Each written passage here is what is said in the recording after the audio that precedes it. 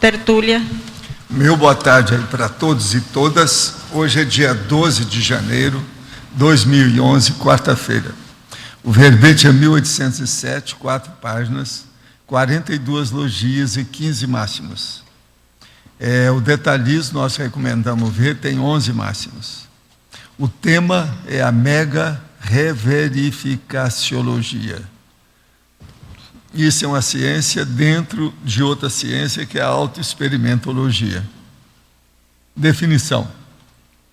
A mega reverificaciologia é a ciência aplicada aos estudos, conhecimentos específicos, sistemáticos, técnicos, teáticos, ou pesquisas da qualidade, condição ou caráter da reverificação racional permanente, como hábito profissional de todos os detalhes dos procedimentos pesquisísticos, por parte da consciência lúcida pesquisadora. A ciência da mega reverificação, o emprego habitual das reverificações técnicas em todas as investigações, a pensenosfera pessoal. Agora, na remissiologia nós temos 15 itens e destacamos aprofundamento da pesquisa, autopesquisologia, detalhe irretocável, detalhismo e pesquisa curiosa. Frase enfática. A técnica do mega reverificacionismo é o melhor princípio, o procedimento ideal para orientar as pesquisas da paraperceptibilidade, em geral, complexas, devido à transcendência. Você reverifica todos os próprios procedimentos de pesquisa? Você mantém tal postura como hábito técnico? Agora, perguntas. Entre meus 5 e 8 anos, minha avó participava de atividades do candomblé. E eu a acompanhava algumas vezes em lugares que julgavam búzios. Depois minha mãe se casou e a família do meu ex-padrasto era evangélica. A contragosto tinha que frequentar as atividades da igreja. Com 15 anos comecei a ler os livros de Kardec e frequentar o espiritismo, inclusive dando passe. Quando era mais jovem eu tinha mais contato com consciência. Ouvi algumas coisas que não eram fruto da minha imaginação. Estou com 23 anos e quando estudo conscienciologia, tudo é muito familiar. Acho que fiz curso intermissivo, tenho intenção de, assim que estiver com a vida estável, praticar a TENEPS, porém não sinto meu parapsiquismo se desenvolver. Pratico EV diariamente.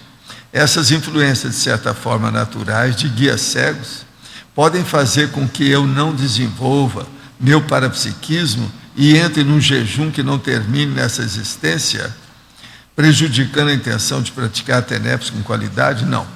Através do EV você vai superar isso tudo, vai deixar isso tudo para trás. Agora, o caso tudo é trabalhar com EV e vendo o que você vai fazer oportunamente com a TENEPS. E esquece o resto. Agora, uma boa coisa que você faz é o seguinte: corta todos os bagulhos energéticos referência a esse período da sua vida passada. Vida passada que eu estou falando, nessa vida, quer dizer, os estágios passados por você. Eu estive no movimento espírita há 28 anos. Nada daquilo me inibiu, não. Pelo contrário, me deu força para caminhar. Outra pergunta. Após retornar do curso 40 manobras, comecei a perceber uma dor nas costas, diagnosticado por um médico acupunturista, ocasionada por bloqueios energéticos em um meridiano. Pensei que com a maratona energética feita no curso promoveria tais desbloqueios. As práticas energéticas que fazemos no curso ou mesmo no dia a dia, como EV, exteriorização, absorção e outros, não substituem os métodos do tipo de acupuntura? Sim, mas para quem tem competência. Teria que estar num nível mais avançado no domínio energético para conseguir tal resultado? Sim. Poderia comentar sobre o assunto? Olha, cada curso faz o que a gente pode, aquilo que é possível, mas a pessoa é que tem que trabalhar consigo mesma. Muitas vezes se faz o processo, a pessoa somatiza alguma coisa negativa, ela mesma mantém o problema. Isso é que chama autoassédio. Agora, são os autoassédios que mantêm, por exemplo, os bloqueios de energia das pessoas. Agora, se você já sabe de tudo isso, já domina o processo, supere isso tudo com o tempo. Esse é o caminho. Ontem estava dirigindo no centro, ao passar o sinaleiro verde para carro, uma senhora e uma criança entrou na frente. Se não fosse meu rápido reflexo, teria batido em cheio o carro nas duas. Estou indo para Foz, que é muito importante para mim. Seria um contrafluxo? Eu que te pergunto, vê o que é que tem na sua vida atualmente. Precisa desses processos? Está levantando a poeira? Tem alguma coisa mal parada?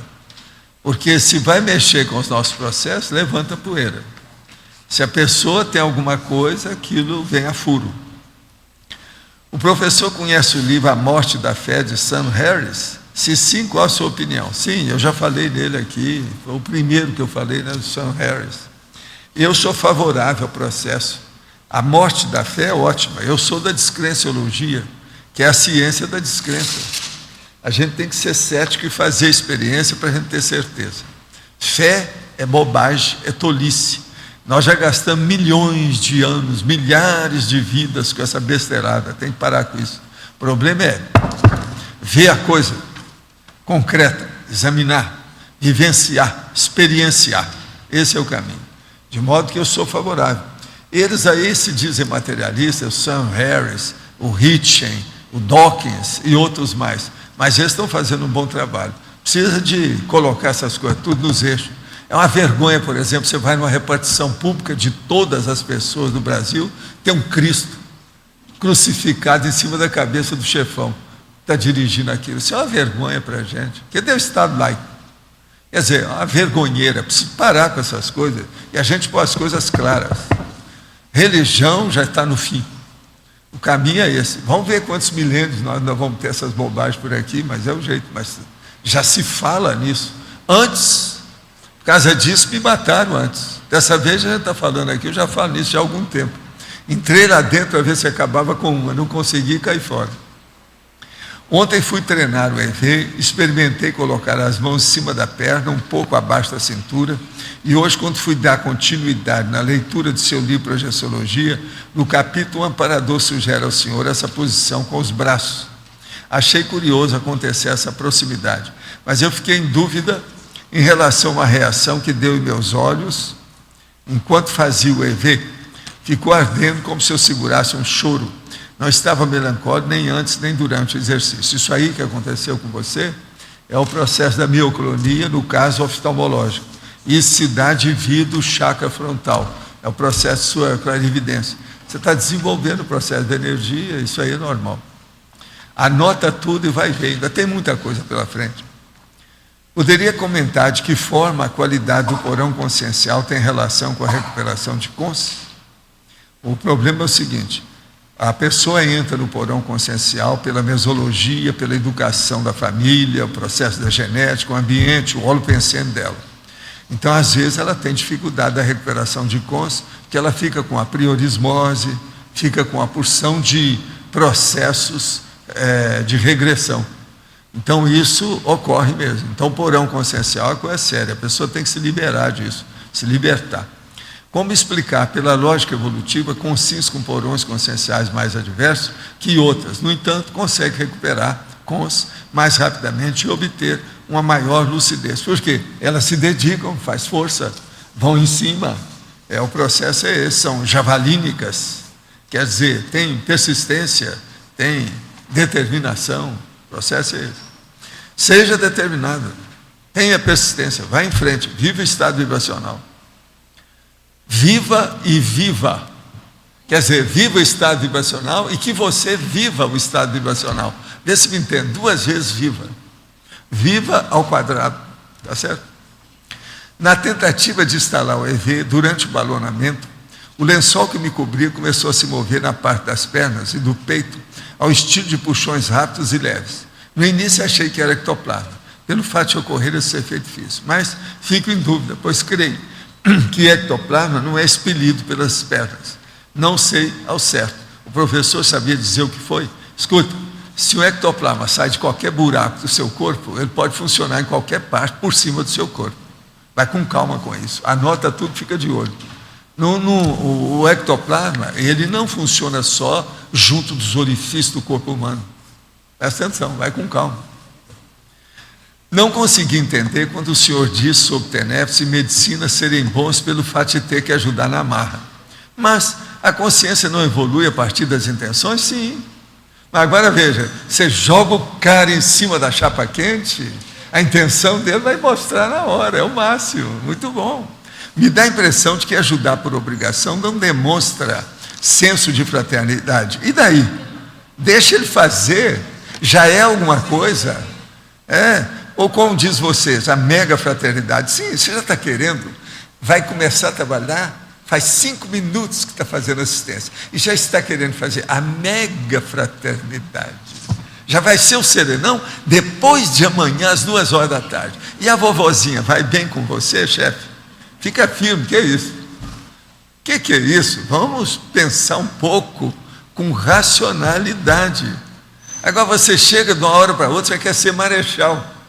O cara ainda está fazendo macho-macho. Já quer ser marechal. Né? Isso está danado, né? Olha, a guerra é outra, é de paz e de muita dedicação. Vai com calma que você vai chegar lá. Está tudo bem. E outra coisa, não fica chateado, não. O processo é esse mesmo. TENEPS, medicina, a área da ciência, a psicologia, a própria enfermagem, a odontologia, ajuda demais a pessoa, porque ela é obrigada a assistir os outros. Isso é o máximo. Para muita gente que eu conheço, e eu não sei se eu posso colocar você no meu cadirninho, mas parece que você também é desse cadirninho, que está reclamando. Se reclamou, é porque tem boi na linha, está na cara. Você vê, olha, o jeito que ele está falando. Aqui, tá vendo? Mas a consciência não evolui a partir das intenções? Agora, veja, ele passa aí 10 anos pensando para cá. De uma hora para outra, em 5 minutos, ele começa a pensar direito. A intenção dele mudou. E ele já quer que tudo aquilo de 10 anos se modifique de uma hora para outra. Pensa nisso, companheiro. Olha, eu estou brincando com você, mas o assunto é por aí mesmo, é sério. Eu levo a coisa na brincadeira, esse negócio todo, mas esses assuntos que nós falamos são seríssimos. Agora, ó, isso é bom que está mexendo com você. Eu te aconselho a examinar o conscienciograma. Vai ser bom para você. Em Paradoxologia, página 6, o paradoxo do objeto recepção ser ao mesmo tempo objeto encaminhamento. Poderia comentar esse paradoxo dentro do contexto do verbete de hoje? O caso é o seguinte: na hora que você faz aquilo que nós chamamos o A, o O e o E. A quer dizer acolhimento, o O quer dizer orientação e o E quer dizer encaminhamento. A hora que a gente faz isso, aquela pessoa que você recebeu é o objeto da recepção. E ela também é o mesmo objeto na terceira posição do encaminhamento. A capite? Eu acho que por aí nós vamos entender. Quem está falando é o Reinaldo, esse aqui é muito vivo, ele entende, só falar assim que ele entende. Mas você entendeu, né, o que a gente quer dizer com isso. Vale a pena você pensar no assunto por aí. Valdo. Gente, eu queria falar para vocês que vai ter a prova da imagística, a terceira prova da imagística, no dia 3 de abril de 2011, domingo, das 8 às 11h30, no discernimento. Prepare-se para a prova da imagística, oficina de criatividade imagística. Agora, dia 19 de março de 2011, vai ter a oficina. De modo que seria bom vocês verem. Agora, o investimento é pequenininho, é pouco dinheiro. Se alguém quiser ver, ó, prova da imagística, está aqui.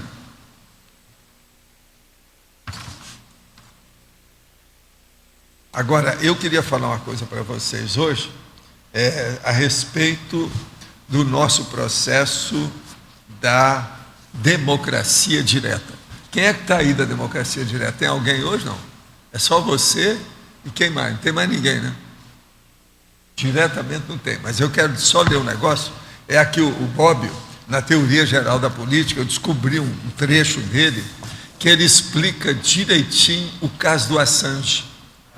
Você quer ver? E olha só, isso aqui tem muitos anos, é muito antes desse cara, desse louro, hein? Eu vou ler um trecho.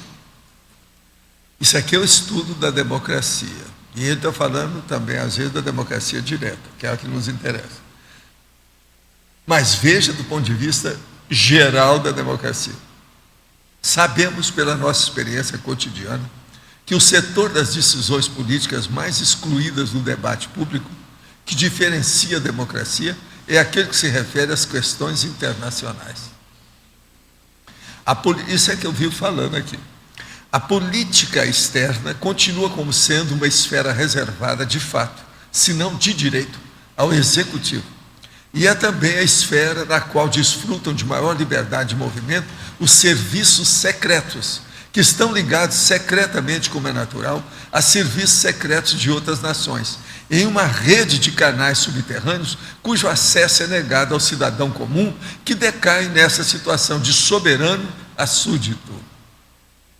A perfeição dada dele. Agora aqui, de tudo aquilo que se decide ou se trama nesse subsolo, o povo soberano não sabe absolutamente nada. E aquilo que sabe está quase sempre errado. Há dois modos de não deixar que os outros saibam das nossas próprias intenções: não manifestá-las ou mentir. Está diminuindo a confiança na eficácia da opinião pública, que deveria ser o baluarte da democracia. Com maior razão, deve-se duvidar da eficácia da opinião pública nas questões internacionais. Quando a opinião pública chega a descobrir um escândalo, ela chega atrasada. Gente, é perfeito o caso. O que eu falei para vocês? É a página 184 do livro dele. Teoria Geral da Política, a Filosofia Política e as Lições dos Clássicos. É da editora Campos.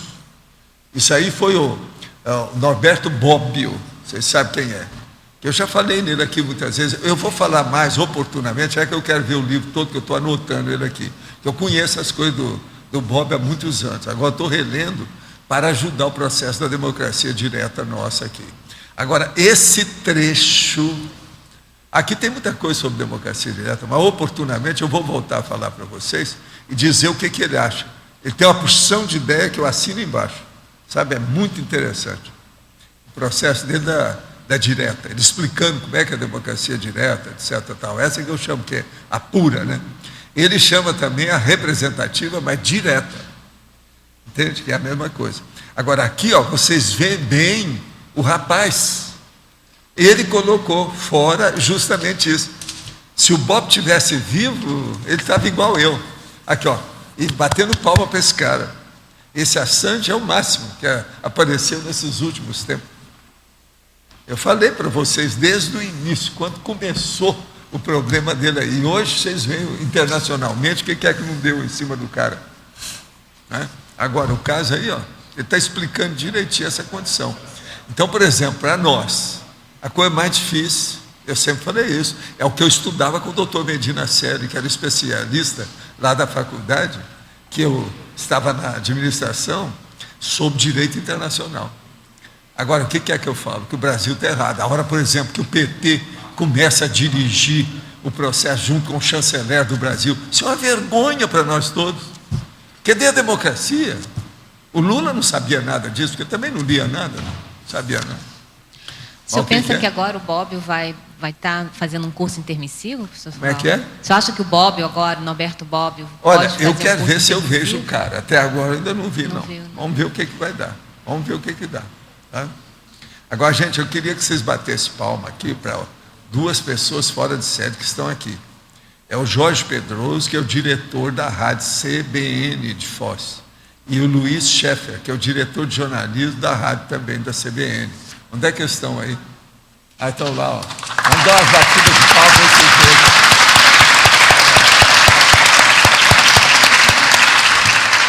verem. Gente, a casa é de vocês, tá certo? Olha, eu não tenho CBN igual de vocês. Eu sou pobre aqui, é indústria de fundo de quintal. É só na base do online. O que a gente puder, a gente faz com isso. Fantásticas as instalações de vocês. Não fico devendo a nada para a CBN, muito pelo contrário. E a gente está vindo aqui... Não, a única coisa que nós devemos ter um pouco mais do que vocês são dicionários. Vocês já mostraram para eles um dicionário lá embaixo? Não? Nós vamos visitar ainda o Biblioteca. Tá certo. É o primeiro contato apenas, e estamos maravilhados. Nós temos só mais de 5.000 dicionários escolhidos, enciclopédia, etc. Isso para nós é que interessa. Porque não adianta nada a gente estar papeando aqui, debatendo, fazendo essas coisas nada, se o povo não estudar, né? E para começar a estudar, tem que começar em base de dicionário, senão não entendo nada. Hoje, por exemplo, eu estou tentando estudar uma palavra aqui, ó, que para estudar no dicionário, eu fui longe. A palavra é roster. Se eu perguntar, eu sei, a maioria de vocês nem sabe o que é isso, nunca ouviram falar. É R-O-S-T-E-R. No entanto, ela já existe há muito tempo. E isso é muito importante. Então, eu dou muito valor para o processo, sabe, de dicionário, pesquisa, estudo, para chegar no debate, né? Então, vocês estão vendo a gente como é que é. Agora, aqui tem muita gente boa. E tudo aqui é voluntariado. Tudo é voluntário. Isso aqui é a coisa mais séria. Tem aqui verdadeiros servidores e colaboradores, todo mundo voluntário que trabalha, que não é fácil. Fora de série. Gente muito boa. Esse prédio aqui, ó, nós gastamos 1 milhão, foi feito em 10 meses.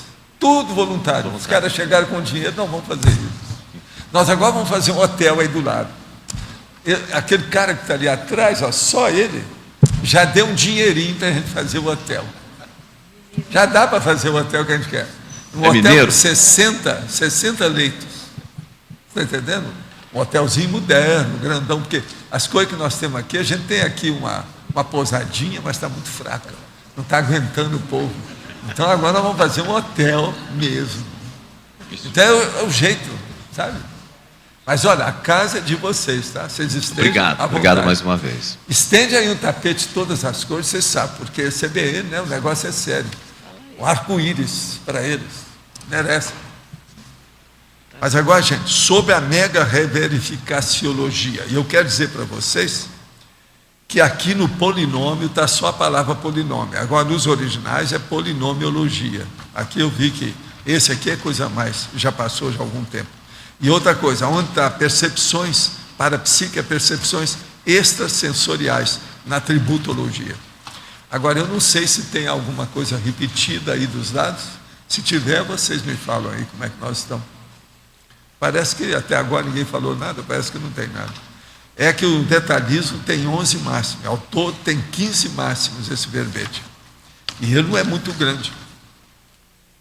Está muito compactado o processo do detalhismo. É bom vocês olharem. Agora, tudo aqui é baseado nas teorias da metodologia científica. Que isso aqui, hoje nós estamos estudando, é uma ciência. Essa ciência vocês não viram ainda em parte nenhuma, porque quem criou até o nome fui eu. Essa aí é nova. Agora, é muito séria o processo de reverificação das pesquisas. É a base de tudo. Pode falar. Professor, você poderia comentar um pouco na paradoxologia, o paradoxo da difícil autoconstatação do óbvio? Deixa eu falar. O paradoxo da difícil autoconstatação do óbvio. O problema é todo o seguinte: quando a pessoa está acostumada, através das próprias colocações, dos hábitos que ela tem aqueles hábitos e entra numa rotina, às vezes até útil. Quando ela cai dentro do processo da rotina, o hábito fica banalizado. Essa banalização chega num ponto que fica a trivialidade disso, esconde a realidade. Você então, por exemplo, às vezes, você viu alguma coisa, uma ideia, uma instituição, um objeto, às vezes até uma pessoa. Você viu a primeira vez, en passant, e fixou aquela imagem. Houve uma retenção na sua holomnemônia. Aquilo fixou. Você reteve o processo do engrama daquela ideia, dentro de uma condição muito superficial, como eu estou falando, en passant de apreciação. Aquilo ficou óbvio para você.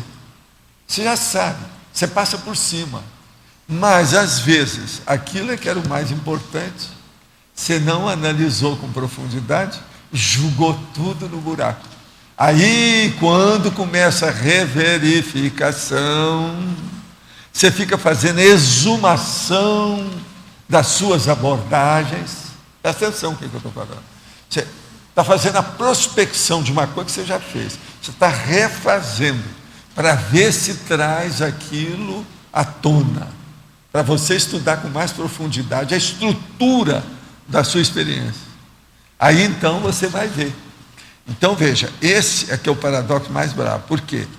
É a difícil autoconstatação da obviedade. Você está vendo aquilo todo dia, você não viu. Tem uma pessoa, por exemplo, que uma vez veio falar comigo, isso foi lá no Rio, lá em Ipanema, quando nós estávamos lá em Ipanema, logo no início. Então ela veio e queria encontrar demais com um processo lá, de um tema seríssimo, que mexia com umas coisas bravas. Eu só sei que derivava da oftalmologia e pegavam as outras coisas. Agora, a pessoa vem, a hora que eu falo assim, não, você tem que estudar alguma coisa dentro de uma área da oftalmologia. Tem que ver isso, por causa do processo aí, o problema do olho e tal, e outras coisas mais, para dar a impressão da pessoa, o que ela precisar, que ela está querendo estudar o front chakra. Aí eu viro para ela e falo assim, mas você tem tudo na sua mão? Você tem um fulano. Eu assim, um fulano? Sim, fulano, aquele seu amigo. Eu vi uma vez, você estava no carro, os dois juntos. Não, mas o que é que tem isso que ver com ele? Aquele cara conhece tudo sobre oftalmologia. O cara não sabia disso. Mas não é incrível o negócio? Eu, a hora, mas vem cá. Ele falou para mim, não, mas não é outra pessoa que você está falando? Vocês estão entendendo o que é a reverificação? Outra coisa de reverificação. Eu tinha uma das empresas. Uma delas, eu fiquei com ela praticamente mais de 10 anos. Agora, nós tínhamos um monte de funcionários. Conforme a época, tinha até 200 funcionários junto com aqueles que tinham os extras. Tinha 100 oficiais e mais 80 fora, com aquele negócio que prestava serviço, autônomo, etc. Agora, então, o que se passa? Passam 8 anos que o povo está trabalhando comigo. O chefe do pátio, na ocasião, que cuidava da nossa frota, que não era fácil, você está entendendo? Um grande cara, um dia chega com o rosto todo afogueado, esquisito, com os livros na mão. Chega para mim e fala assim, doutor Oswaldo, eu queria saber se o senhor é esse mesmo cara que está falando aqui desses livros. Assim, sou eu mesmo. Mas, gente, eu estou aqui há 8 anos com o senhor nunca falou em nada sobre isso. Eu falei assim, não, aqui não, isso aqui nós estamos no serviço. Eu não doutrino ninguém. Mas o senhor é o autor desse livro, o senhor é que levou o Chico Xavier para Uberaba. Eu falei, sou eu. Mas, gente, lá em casa, nós adoramos o seu nome, a sua pessoa indiretamente, e ninguém sabia que o senhor é o meu patrão faz 8 anos. Aí eu virei para ele e falei assim, olha aqui, hoje você vai para casa descansar, você não vai trabalhar não. Você descobriu. Isso é a chamada reverificação. Você está entendendo? É a atualização do processo. Agora, ele era um grande funcionário, gostava demais de mim. Eu virei para ele e falei assim, se agora você junta as duas pessoas, sou eu uma só, e nós vamos entender. Aí depois eu arranjei mais um monte de livro, dei para ele se atualizar das coisas, um monte de coisa. Agora veja, 8 anos, eu não falei nada, e ali? Você está entendendo? A gente não pode forçar a barra das coisas. Agora, a reverificação foi feita por ele. A hora, ele chegou lá e falou, gente, o nome é o mesmo. O primeiro nome e o sobrenome é o mesmo. Deve ser ele. Eu vou levar esses livros para ele ver se ele já leu. Vamos ver se é ele. Agora, no livro estava lá, Nosso Lar, Mensageiros, e tinha os livros só meu. Você está entendendo? Que ele lia na história. Levou debaixo do braço. Ele tinha filhos, a família, o negócio todo. Um grande cara, meu amigão, do Rio de Janeiro. Mas olha, você escuta aí o que ela quer, e vamos ver o que ela quer, vamos ver depois. Professor. Pode falar. Posso?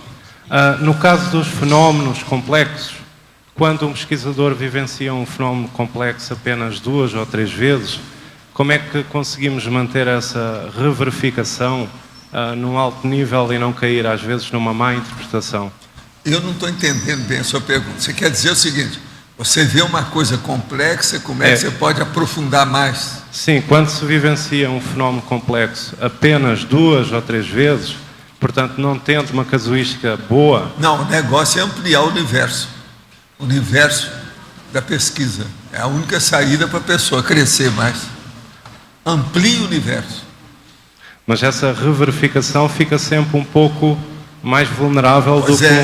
Mas agora, às vezes, você pode fazer uma reverificação indireta pelas coisas que são mais ou menos assemelhadas. Estudo é um processo de estudar. Tem que ver.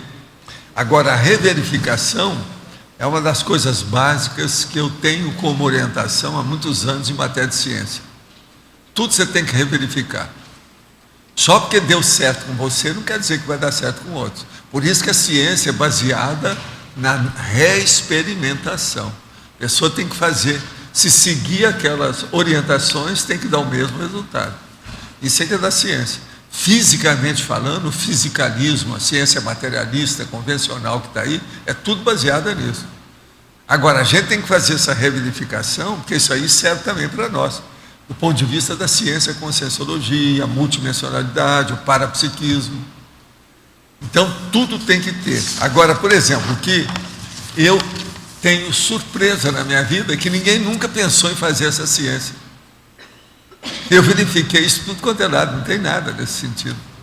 A mega reverificaciologia, que é levar isso por tudo quanto é que você faz, tudo. E outra coisa, é muito importante a hora que você faz a reverificação, que você descobre nuances que você não viu antes, que você está mais experiente para ver. Então, aquilo vem à tona, entende? Aquilo faz o refluxo. Então, é muito importante esse afloramento de uma nova realidade velha. Ela é nova para você, mas ela é velha, já existia há muito tempo, você não viu. Entende como é que é? Então, o processo nosso é insistir e ampliar o universo da abordagem, da experiência. Isso ajuda. Igual. Obrigado. Sim. Aqui na ciência tem a verificabilidade, que ela testa empiricamente para ver a cientificidade da ciência. Verificabilidade. Ela testa experimentalmente. E tem o Popper também, que usa a falsibilidade. Então, para ver a cientificidade da ciência, no caso da conscienciologia, o que se pode aplicar aí para...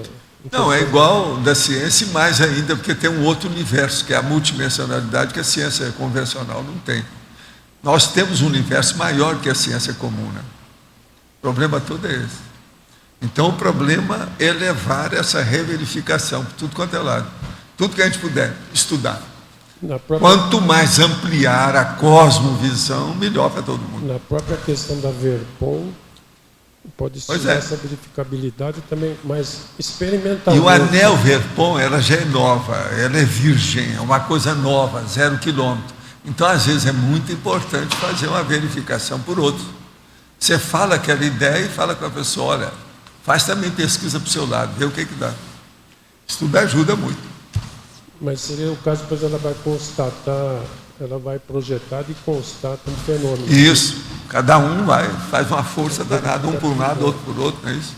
Isso mais ou menos na mesma linha da ciência, lógico, multidimensional, etc. Agora, verificar e reverificar, isso aí faz parte do serviço.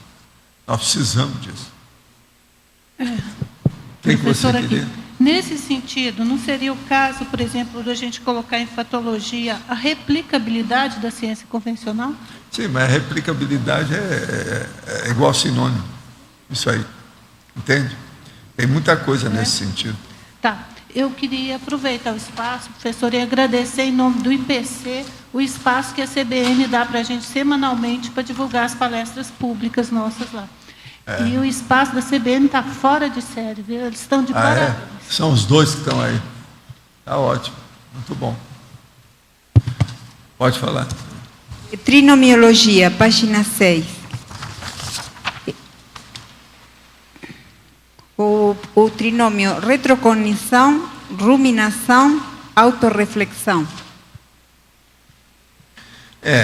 Retrocognição é a lembrança do passado. Então, é o processo das suas rememorações.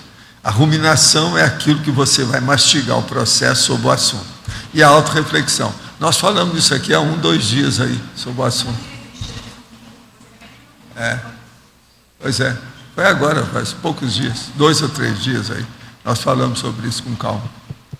Então, no caso da ruminação aí, eu ainda falei sobre o processo, por exemplo, a pessoa ruminar durante 5 horas através da técnica da reflexão de 5 horas, de enfiada. Isso aí ajuda. E a autorreflexão, que é justamente isso. Caminha para isso. Ruminar é quando a pessoa vem e ela começa a remastigar aquilo. A reverificação é uma ruminação. Ruminação técnica. Entende? Mas É pensar insistentemente numa coisa, é ruminar. Ou refletir. Isso. Não, e volta, né? Você fica mexendo com aquilo.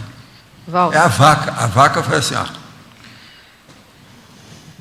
Isso é a ruminação.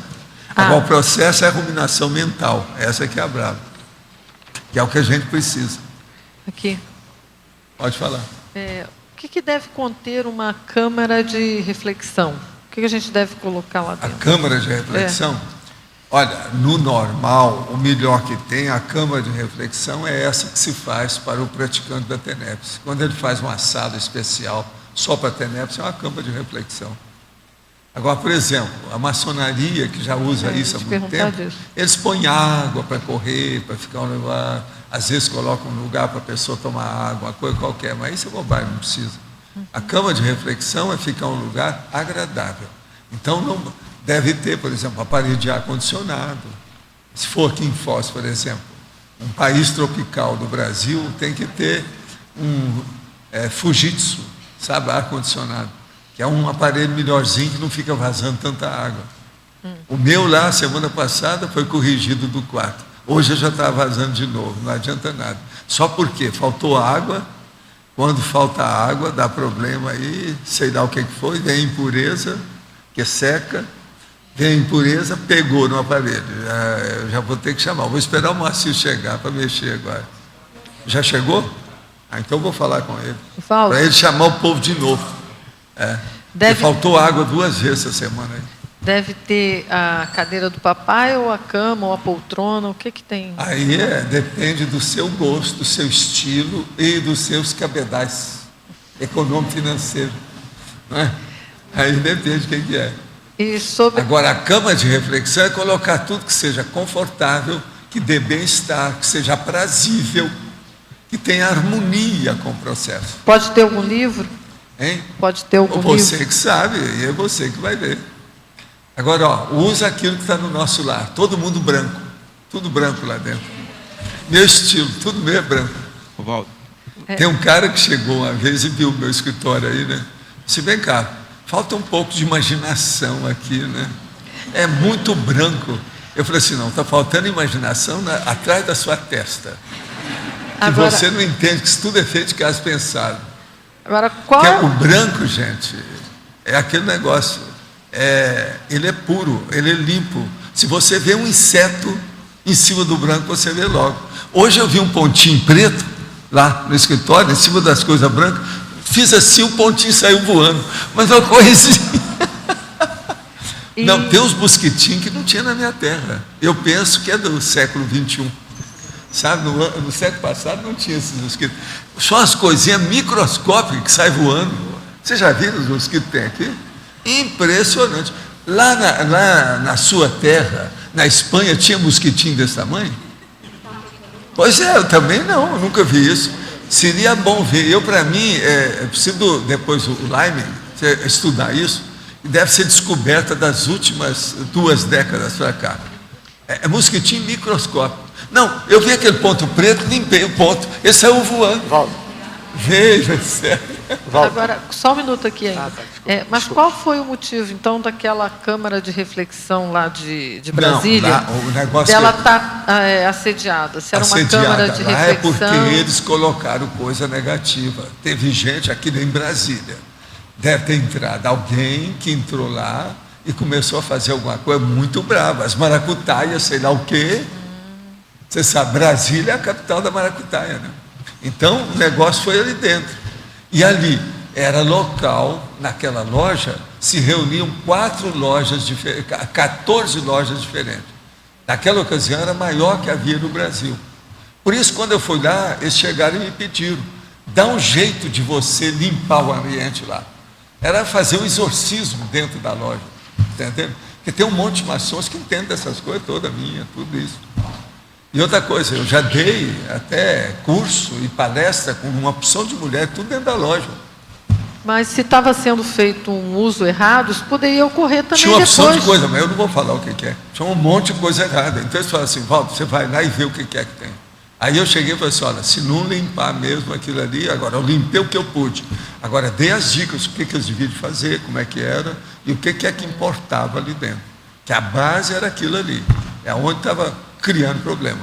Estava dando desavença, acidente, processo de tudo quanto é problema de instalação, de uma hora para outra. Agora, ó, melhor da história. Eu fui lá, joguei energia na história, aquele negócio todo, eles falaram, fizeram o que eu falei, acabou tudo. Dias depois eles falavam, não está acontecendo mais nada. Já houve várias reuniões sem nada, sessões da maçonaria sem nada. Agora, a cama de reflexão, então, é a pessoa que vê o que ela quer. Lembre-se, a prática da TENEPS deve ser feita numa cama de reflexão. É aquilo que eu chamo de base intrafísica bioenergética, de assistência, interassistencialidade. É a base da TENEPS, o centro do tenepsista. É uma cama de reflexão. Valdo, aqui, por favor. Eu queria sugerir na estrangerismologia o termo em inglês double check, checagem dupla. Ah, sim, double check. Você põe aí para mim? E outra coisa, em relação ao pontinho, o mosquito que voa, é porque a nanotecnologia está avançando muito nos últimos 20 anos. Não é possível, é a vovozinha agora que eu falo para você. Agora, um pontinho voador, isso é a última que eu estou vendo. Hoje mesmo eu vi um pontinho voador lá na nossa sala de jantar. Estava em cima das minhas caixas. Vocês sabem que eu controlo certas comidas dentro de uma caixa italiana, né? Eu tenho 2 caixas. E ela é amarela. Agora, em cima da caixa amarela, estava um pontinho. Eu cheguei e fui passar quando ele veio voando em cima de mim. Quer dizer, nós temos muito desses mosquitinhos pequenininhos aqui. Ele é menor do que... Eu também sempre fiquei impressionado com isso. Não é isso. Aqui não é tela que segura esse mosquito. É menor que tela. Por isso que lá em casa tem. Tem aquele tradicional mosquitinho das frutas, que já é uma tem forma ali, mas banheiro. esse é menor. Aquele da asa redonda, ele é grandão. Esse nós conhecemos muito. Desde lá do Rio eu já tinha muito disso. É o de banheiro. Mas esse aqui não. Ele é microscópio mesmo. É um pontinho. Eu nem sei como é que ele voa. Você está entendendo?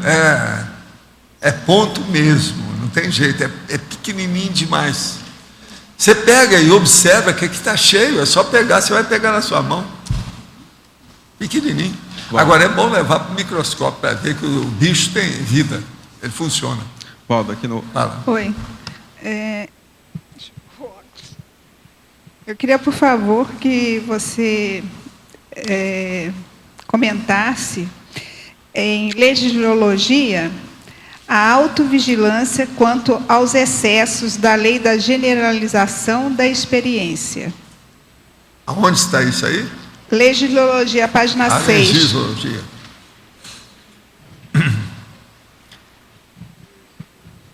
A autovigilância quanto aos excessos da lei da generalização da experiência. Isso. O caso todo é o seguinte: a pessoa, às vezes, ela tem uma experiência, ela chegou a alguma conclusão, e ela procura, então, generalizar aquilo.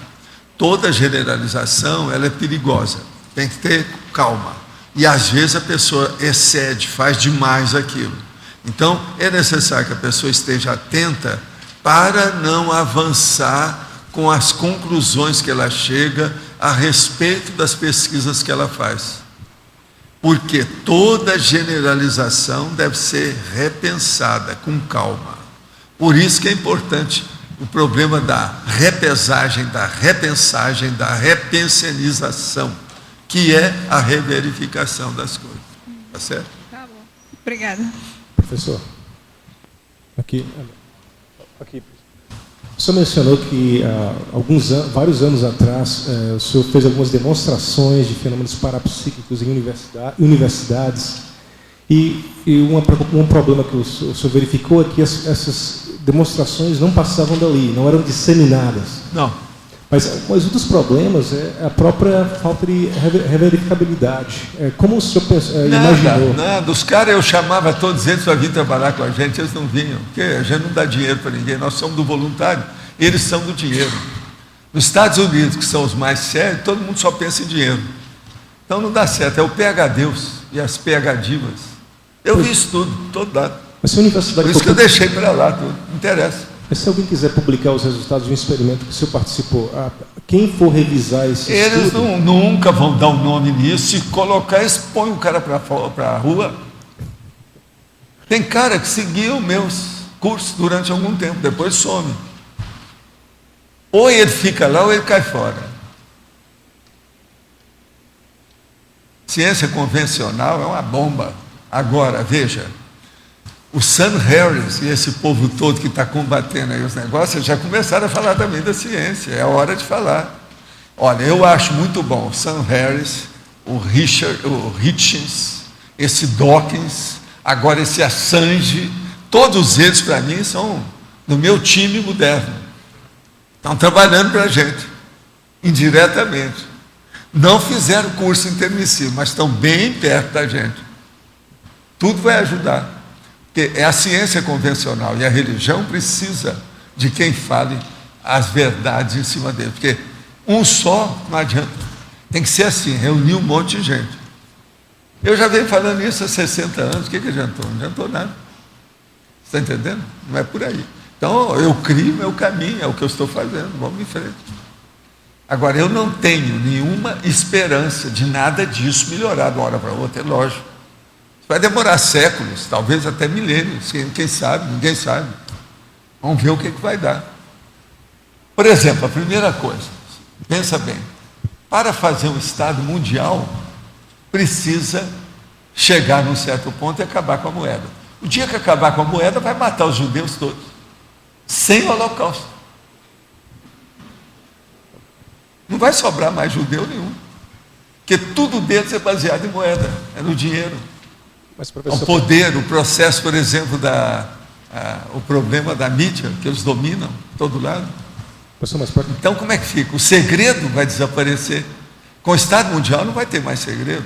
Porque o problema é fazer aquilo que está mostrando extrafisicamente a situação. Não há segredo. Numa comunidade avançada, a coisa é às claras. Não tem jeito de esconder. Agora, como é que nós vamos fazer? Por exemplo, os governos, com tudo aí, essas falsas democracias que tem, são todas baseadas em segredo. O segredo é a base do processo político, tudo quanto é jeito, não tem saída para isso. Como é que fica? Todo mundo que estuda política fala isso o tempo todo. O processo é tão sério que é o seguinte, você quer ver uma coisa? Aqui,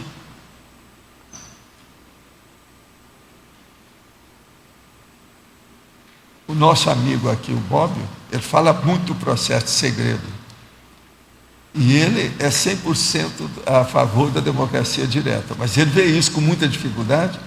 E um dos problemas sérios dele é justamente o processo do segredo. Agora, precisa de ver aqui que tem muitas áreas que ele fala desse assunto. De ver com calma. Entende?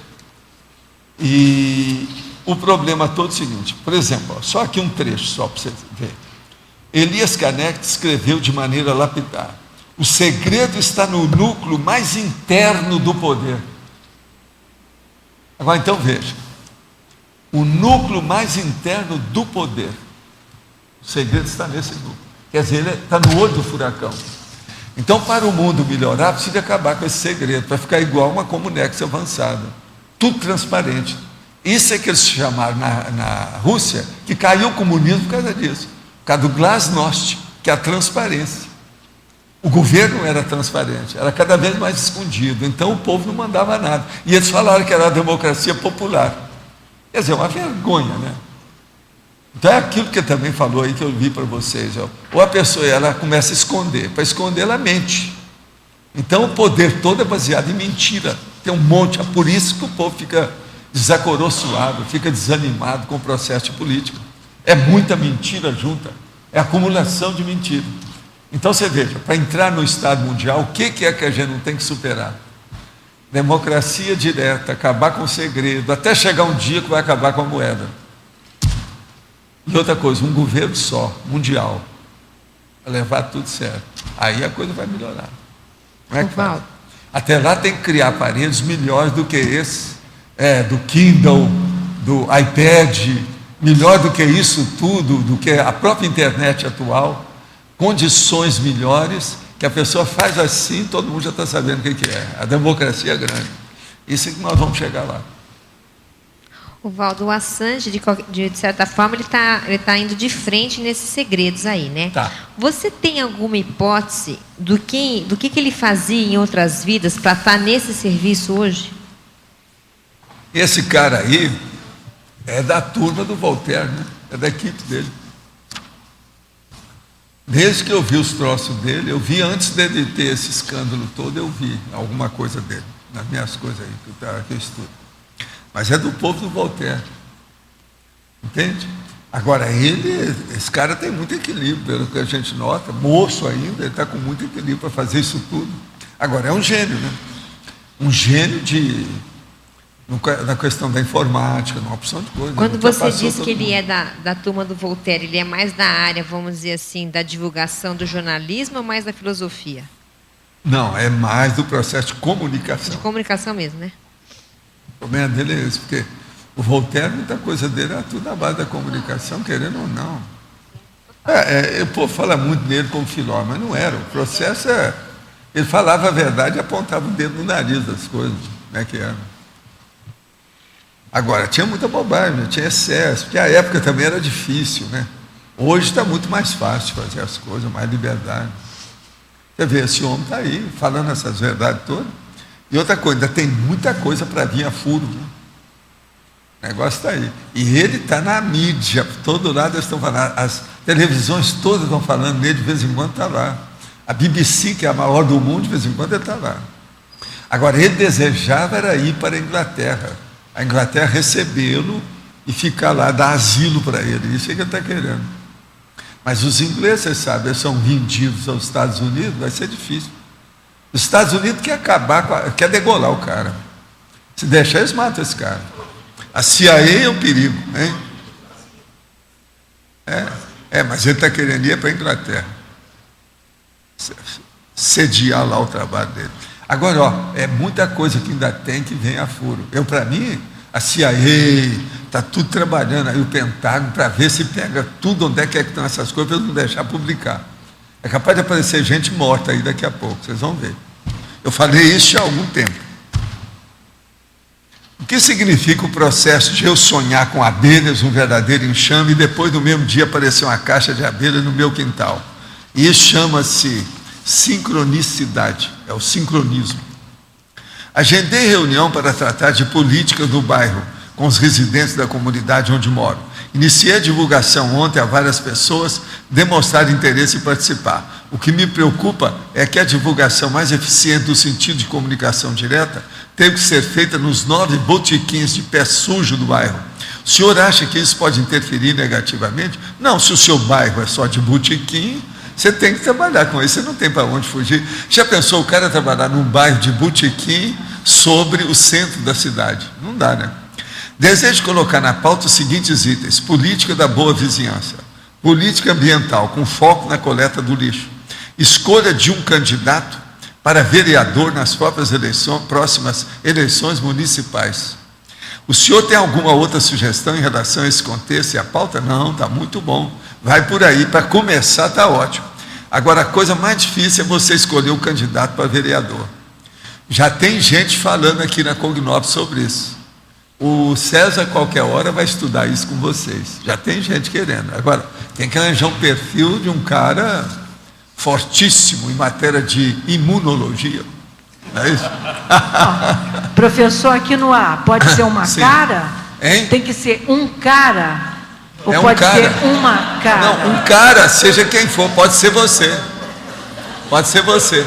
Você está com a cara de vereadora. Na próxima. Mas eu vou começar a observar a Câmara, eu estou dizendo, né? É Em lógico. fevereiro. Mas é um cara, é para não falar a cara, né? Porque senão fica mais caro. Quando a pessoa tem as primeiras retrocognições com a ajuda dos amparadores, é provável que ela apareça como vítima ou como algoz. Olha, tudo é o passado, né? Está difícil falar isso aqui, né? Vê o que você faz, anota tudo e vamos ver o que é. Agora, ó, voltando a Tânia, eu falo cara e vou repetir cara. Eu não quero que entre uma mulher de cara, não. Senão os homens que tem aí, que são maioria, vão engolir a mulher lá. Ela vai sofrer muito. Eu acho que deve ser um homem mesmo. No início tem que ser um homem aqui, para aguentar a barra. E outra coisa, homem com testosterona. Não pode ser aquele negócio que eu falo. Pois é, esse homem com testosterona. Sabe como é que é? Como é que chama aquele negócio de um só? Professor, aqui não há ainda. Esse homem sem testosterona também pode ser engolido. E uma pois é, por isso você tem que escolher. Com testosterona não será escolha um que engolido. não vai ser engolido. Isso não é preconceito, não? Essa coisa de homem e mulher? Não é preconceito. Isso A hora que tem fundamento? vai ver os vereadores que tem aqui. Professor, olha quantos vereadores são e quantas mulheres são. Porque as mulheres não estão se candidatando. Mas agora, de cara, você pega e joga a mulher no meio do covil das víboras. Isso é ir contra a mulher, né? Que isso? Isso tem fundo científico, professor? Não tem cunho científico, não. É muito mais do que científico. É multidimensional, parapsíquico, racional e lógico. Não, e a vovozinha, para quem falar o contrário. Vai lá e vê a Câmara de Vereadores. Professor, o mundo é dominado, deputado, senador. Você é que está com racismo para o femismo. Esqueça isso, Nave Capitânia. Não é feminismo não, professor. Foi por isso que de cara eu falei assim, não, você é a cara, você poderia entrar. Mas ela não quer entrar. Ela sabe que o que eu estou falando. Professor, eu vou observar. Eu vou ser uma observadora. Pois é, não, observador nós todos somos. Vai. Mas eu vou estar na Câmara. Pois é. Agora o problema é esse. Eu acho que de cara seria melhor um macho mesmo e que não seja de um só. Meu professor de matemática vende para seus alunos DVDs aula, copiados clandestinamente. E por ser meu professor particular, ganho esses DVDs. DVD, gente. O problema é que por causa disso estou enfrentando sério conflito íntimo em aceitar esse material, pois penso não ser cosmoético, de fato. Porém, se eu me posicionar desse modo, não poderei nem ligar o computador de minha casa, porque o Windows não é original, e não obterei material da conscienciologia. Se eu agir assim, vou causar um choque muito grande nas pessoas que estão no meu derredor, pois, para eles, tudo isso é normal. O caso é sério. O professor acha um exagero da minha parte, poderia dar sua opinião. Eu, se fosse você, cairia fora desse troço todo aí. Você está começando a entrar numa bela máfia. Né? O cara tem 24 anos, é de Goiânia. Abra o olho com isso. Agora, que professor, hein? Professor de matemática. Olha, ele está fazendo a multiplicação dos reais. Né? O cara deve ser bom em aritmética. Não é isso? Minha amiga secreta me deu o livro que pedi, Sexo e Destino. Ela tinha muito ciúme de suas amigas por me elogiar e gostarem de mim. Sempre nos dávamos bem, mas às vezes ela deixava de escapar sua indignação comigo. Esse livro pode ser um bagulho energético, é a vovozinha. Esse livro eu recebi junto com o Chico. Não é bagulho, não. Veja bem e faça a sua crítica depois de ler. Agora, não fica com apriorismo antes de ler o livro, não. Leia primeiro. Depois, se você achar que é bagulho energético, vem aqui debater comigo. Traz o livro na mão. Tá? Muita sintonia. Não interessa, bola. Está falando é do sexo e destino, o que há? A vovozinha. Eu já falei a vovozinha até agora 3, não é isso? Vamos ver se eu chego a meia dúzia hoje. Tá? Vovozinha, gente, quando eu falo de modo geral, é uma coisa afetiva, bondosa, para mostrar a besteira que a pessoa está fazendo através da vovó dela, porque a vovó é considerada uma mãe dupla, mãe duas vezes. Então a gente fala vovozinha, para a pessoa ver. Então é um erro boboca que ela vai corrigir, né, com o tempo. Como ocorre a mega reverificação do desperto diante da cosmovisiologia?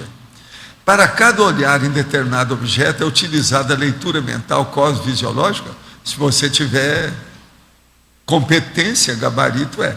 Se não, em qual nível da escala evolutiva é alcançada essa condição? A hora que você conseguir, né? A hora que você puder. Eu acho que a turma que fez curso intermissivo já tem capacidade de fazer a reverificação de tudo que seja bom para chegar na dispersidade. Todo mundo aqui, ó, já tem capacidade de ser desperto nessa vida, depende de cada um. O fato da consciência ser ectoplasta requer um prazo maior e mais cuidado para alcançar um bom EV? Não, pode ser até mais rápido, é o contrário. O ectoplasta pode ser, ajudar até mais depressa, depende dela. Aí, ó, tudo é um processo de autoesforço, autocompetência, autodedicação. Engraçado isso, né? Autoexperiência, ó, os dois temas. As duas perguntas. Vi um documentário na internet onde uma casa era assediada por uma consciência poderosa, a qual movia coisas pela casa, causando pânico nos moradores. Sim, isso é poltergeist. 2 médias expulsaram-na da casa em um círculo de sal em volta da casa e algumas rezas. Na mesma noite, uma consciência assediadora veio até mim falando que ia me atormentar pelo resto da vida. Me pareceu ser a mesma do documentário. Isso é possível? Sim, por que não? Elas aproveitam aquilo, viu que você está capengando, está meio covarde, meio mole, ela vem. Você tem que levantar o ânimo e superar isso tudo. Pode ser que seja. O nome parece ser o mesmo. Pode falar.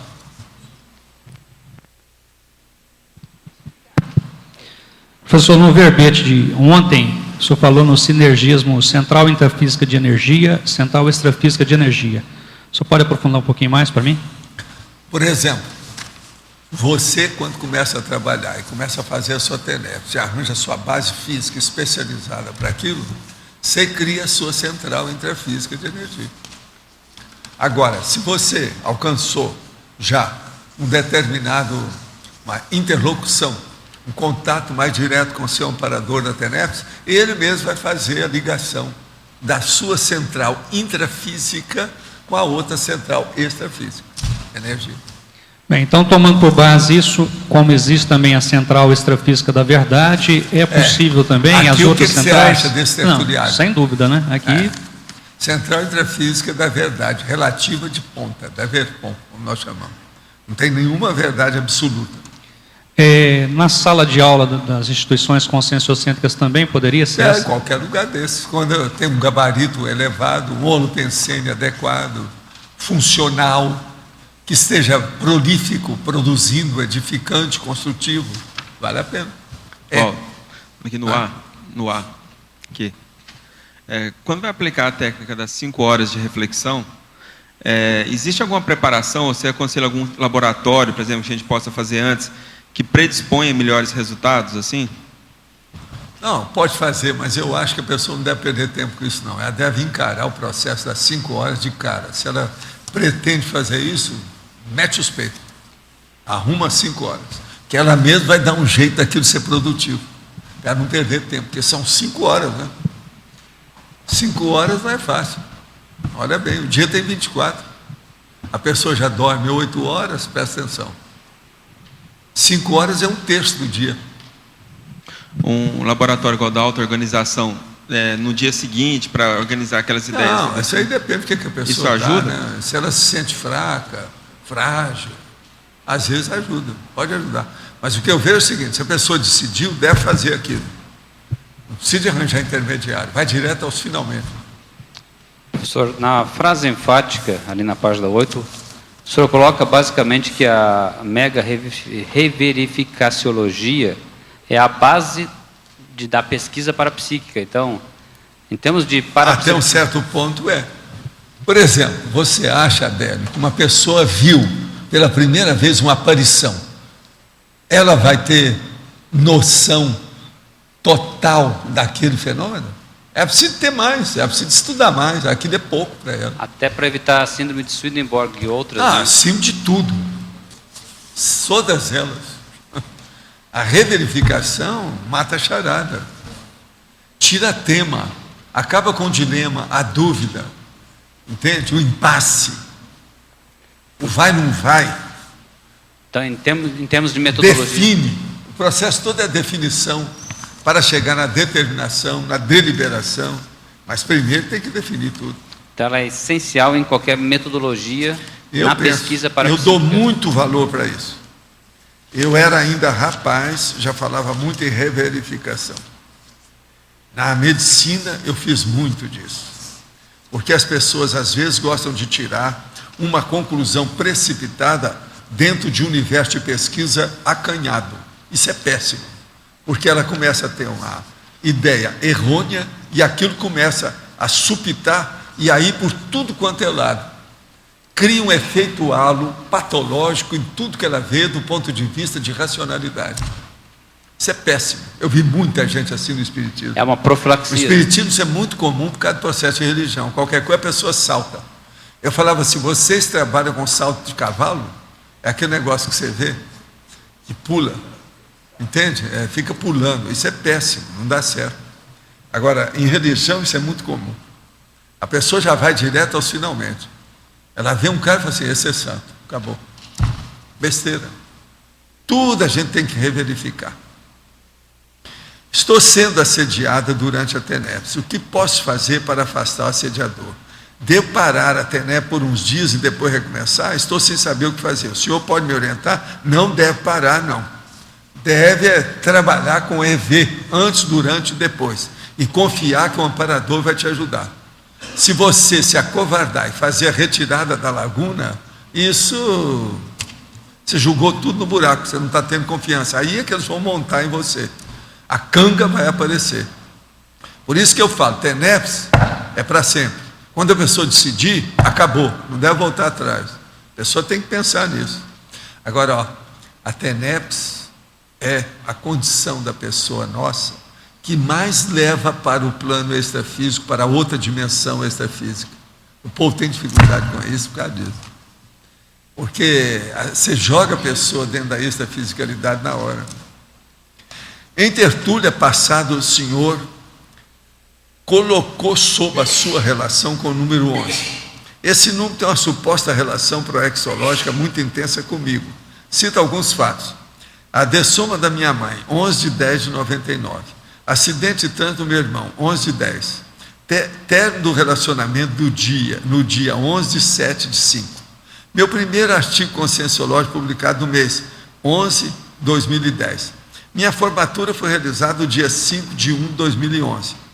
E ao prestar atenção em documentos importantes, percebi que meu CPF começa e termina com 11. Essa semana, ao tirar o meu registro de nutricionista, o número do meu protocolo era 111/11. E o número do meu registro me acompanhará por toda a vida, começa com 111. Devo continuar estudando tais sincronicidades, permanecer atento a ela? O senhor poderia comentar? Vai e vê. Agora, eu quero ver isso na prática mesmo, na hora. A coisa você funcionar antes da ocorrência. Isso é que eu quero ver. Agora, eu vou te dar uma dica. Se você tem mesmo, no trânsito você vai poder ver isso. A hora que você estiver dentro de um carro, seja você dirigindo ou outra pessoa, que você estiver resolvendo um problema junto com outra pessoa dentro do carro, você então não sabe o que é que deve fazer. Aí você olha e vê. Se você vê, na mesma hora, o primeiro placa de carro, que você olhar, que tiver um 11 no fim, você vai resolver aquilo. Essa é uma parte prática que não tem saída. Agora, é um absurdo a hora que eu falo uma coisa dessa. Mas a pessoa vai lá que ela vai ver que isso funciona com ela. É impressionante. Agora, o melhor da história, que com o passar do tempo, o próprio amparador usa essas circunstâncias para dar mensagem para você. Então, ele faz você ver o que é. Você não nem está pensando em placa, em número, nem nada. Na hora que está aquilo, que chegou o dilema, ele mostra uma coisa. Vocês viram uma vez que nós fomos lá, vocês viram isso acontecer comigo, não viram? Uma placa enorme estava lá onde? Lá o negócio. Eu falei para eles, assim, olha aí, está tudo certo, dá tudo certo. Agora, comigo, geralmente, essa mensagem é para mostrar que está no caminho certo, que vai chegar no objetivo. Há um mês atrás, há um tempo atrás, o senhor disse que as Farc financiaram o Fórum de São Paulo. Qual foi a fonte? O Luiz Nassif vive mostrando as mentiras publicadas pela revista Veja. Olha, eu não sei, isso aí eu vi em vários lugares e tem essa conversa por aí. A única coisa que eu sei do Fórum de São Paulo, se não foi a Farc, tem coisa pior. O Fidel Castro, mais o Lula, que criaram o Fórum de São Paulo. Isso parece que foi em 1990. De modo que se é o Fidel Castro, o Farc ficou até secundário. É a ditadura do Fidel Castro que ajudou isso. Estou pensando em fazer terapia regressiva de vidas passadas. O que o senhor pensa a respeito dessas terapias?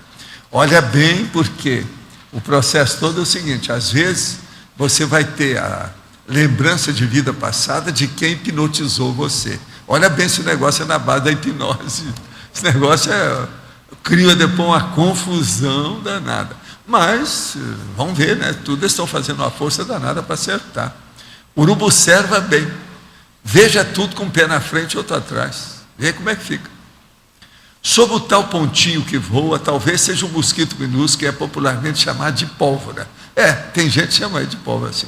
Se for o pólvora, ele pica e a picada é bem ardida. Aqui na minha região, às vezes aparece na época do calor. Sim, existe disso.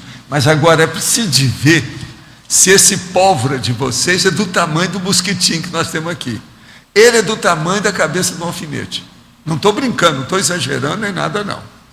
Agora o pólvora eu acho que é um pouquinho maior. Venho repensando sobre tudo em minha vida e considero que na conscienciologia encontramos embasamentos que mantêm a volicionina ativa. O senhor tem alguma dica para eu transformar toda a minha teoria em ação teaticamente? Aí é você fazer todas as técnicas e cursos e ler os livros nossos. Chegar o mais depressa possível. Você quer falar alguma coisa para ele? Que dia que vocês têm? Pois é. Eu não sei de onde ele é, que ele não está falando aqui onde é. Eu acho que dentro aí do que ele falou, o próprio balanço existencial, o objetivo é esse. Você pode aproveitar, fazer um balanço da sua vida e, a partir daí, fazer um plano de ação para os próximos anos. Ele vai ocorrer entre os dias 5 a 8 de março, próximo, que é o período do Carnaval. Então, de sábado do Carnaval até terça-feira de Carnaval, aqui em Foz do Iguaçu, na Cognópolis, no CIAEC. Então, vale a pena se organizar para vir. Tá? Mais informações é só ligar aqui para o CIAEC. O senhor pode falar sobre a interação alto desempenho proexológico e curso intermissivo pré-ressomático? Sim. O problema todo é o seguinte, a pessoa fez o curso intermissivo antes dela renascer agora, ao corpo que ela tem. Então, isso agora é preciso ver o que é que ela está relacionando, o que ela está desempenhando, o que ela está fazendo, o que ela está desenvolvendo dentro da programação existencial dela, para ver se corresponde àquilo que ela aprendeu no curso. Para isso, tem que entrosar com as necessidades dela. O que ela tem que ela precisa de retificar, de renovar, de melhorar. É isso que ela tem que fazer na programação. A programação visa assistir os outros, melhorando ao mesmo tempo a ela. Então, todas as deficiências, as invirtudes, os vícios, tudo aquilo que não seja predicado da pessoa, ela vai consertar através do desempenho da programação existencial. Você quer falar alguma coisa para aí? Fala aí, porque o processo é da Apex. Né? Eu acho que você já colocou muito bem, Valdir. É isso mesmo. A pessoa, a partir que ela tem a ProEx, tem como condição sine qua non o próprio curso intermissivo. Então, se a pessoa já tem a noção de que tem algo a realizar, que veio aqui, não veio a passeio, que tem alguma coisa a fazer, isso aí já é um indicador do seu próprio curso intermissivo. E aí a gente trabalha um conceito que é muito importante, que é da identidade interassistencial. Da mesma forma que existe uma identidade profissional, a pessoa é engenheiro, o outro é médico, o outro é nutricionista, você tem uma identidade interassistencial. Então tem o consciencioterapeuta, tem o parapedagogo, tem o projeciólogo, tem o proexólogo e assim vai. Então é importante a pessoa ver qual é a linha que ela quer atuar. Isso vai influir muito no alto desempenho proexológico. Pode falar. É uma pergunta que talvez seja primária para os outros aí, mas não para mim. Eu estive notando na escala evolutiva que todos os graus ou degraus têm um acréscimo, com exceção do pré-serenão vulgar, isca inconsciente e tenepsista, que tem o mesmo percentual. O senhor poderia me explicar o porquê? Porque tem o mesmo percentual, não tem nada que explicar. É questão mais ou menos dentro do mesmo nível. Mesmo nível? E se equivalem. Entende como é que é? O processo é esse. Certinho. O problema nosso é colocar alguns pontos a mais, né, em cada caso desse. Vamos ver como é que fica. Agora, por exemplo, tem outras coisas difíceis aí. Por exemplo, do ponto de vista evolutivo, o que seria melhor? Presta atenção. Você alcançar o FIEX, você alcançar o complexo, ou você alcançar nessa vida a dispersidade. Pois é, eu coloco algumas das minhas coisas. Você está entendendo? Do ponto de vista prático, imediato, o mais sério aí é o complexo. Então a pessoa tem que, do ponto de vista imediato, do ponto de vista a longo prazo, é a dispersidade que vai servir para sempre. Agora, logo em seguida vem o FIEX, que também pode servir para sempre, e é um negócio muito sério. Mas veja, são condições que estão dentro do pré-serenão vulgar, da condição do pré-serenão vulgar. Olha bem como é que fica isso. Eu deixo por conta de vocês. Vocês podem mexer nesses peões à vontade. Vamos ver o que dá. É claro? Pode falar. Oi, Valdo. Alô. Então, eu queria dar uma sugestão na legislogia, né, que foi falado aí do item, daquela lei para que se tenha cuidado com o padrão, né, para atenção para generalização, padronização. Tem aquela lei também de que toda regra tem exceção, né? Toda regra tem exceção. Isso é bobagem. Tem regra que não tem exceção. Não, então. Eu já falei isso aqui. Por exemplo, uma regra. Todo mundo aqui vai dessomar. Eu nunca vi ninguém ficar para semente.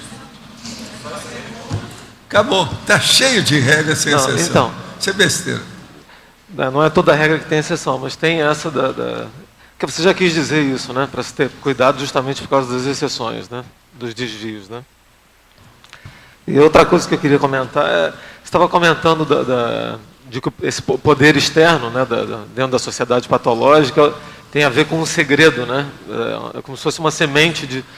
Não, toda política mentira, tem um processo do segredo, é a base de tudo, o poder todo é baseado no segredo. Todo baseado nisso. Agora, na verdade, tem que acabar. Então, isso porque... O poder, ele tem que ser distribuído e compartilhado por todos. É o povo que tem que mandar. Sim, para que seja reflexo do poder interno, né? Porque esse poder externo é falacioso nesse ponto. Não, mas é o poder geral. Tem que ser o povo que tem que comandar isso.